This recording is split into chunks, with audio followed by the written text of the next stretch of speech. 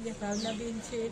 હું અમરેલી જિલ્લાના યુનિયન પ્રમુખ છું। આજે અમારો ખાસ મુદ્દો છે કે જે સરકારે 2 તારીખ ઓગસ્ટની 2 તારીખે હાઈકોર્ટનો ચુકાદો આવે છે કે વર્કરને 24,800 અને હેલ્પરને 20,300નું લઘુત્તમ વેતન ચૂકવવું। 6 મહિના થયેલ, સરકારે અમે કેટલા આવેદનપત્ર આપ્યા, કેટલી રેલી કરેલી, પણ સરકાર હજી સુધીમાં એક પણ મુદ્દાનો જવાબ આપેલ નથી। અને બીજો મુદ્દો ખાસ કરીને અમારે મોબાઈલનો છે કે મોબાઈલમાં સરકાર જે અમને ઓનલાઈન કામગીરી આપી છે, એક તો એના મોબાઈલ ચાલતા નથી। અત્યારે અમારે મોટી ઉંમરના બહેનો છે, એને મોબાઈલમાં કોઈ જાતની ખબર પડતી નથી અને સરકાર રોજ નવી એપ્લિકેશન આપે છે।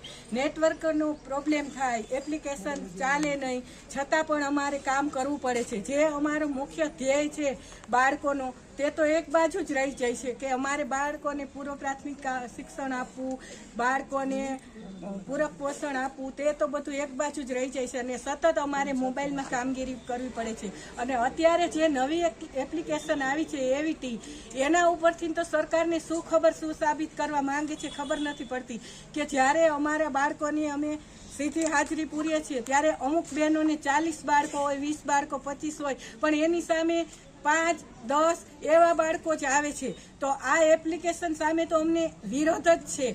અમે તો સરકાર પાસે એમ જ માંગીએ છીએ કે સરકાર અમને ફક્ત ઓફલાઈન કામગીરી આપે, અમારે ઓનલાઈન કામગીરી કરવી નથી। અને જ્યારે અમે મોબાઈલનો પ્રશ્ન રજૂ કરીએ છીએ ત્યારે એમ કહે છે કે તમને અઠવાડિયામાં કે 15 દિવસમાં મોબાઈલ આપી દેવામાં આવશે, છતાં પણ સરકારે હજુ સુધી અમને મોબાઈલ આપ્યા નથી। હવે તો સરકાર પાસે અમારી એવી જ માંગણી છે કે અમારે હવે મોબાઈલ જોતા નથી, અમારી ઓનલાઈન કામગીરી બંધ કરો અને જે અમને કોર્ટે હુકમ કર્યો છે તે અમને લઘુત્તમ વેતન શરૂ થાય એવું સરકાર પગલાં લે।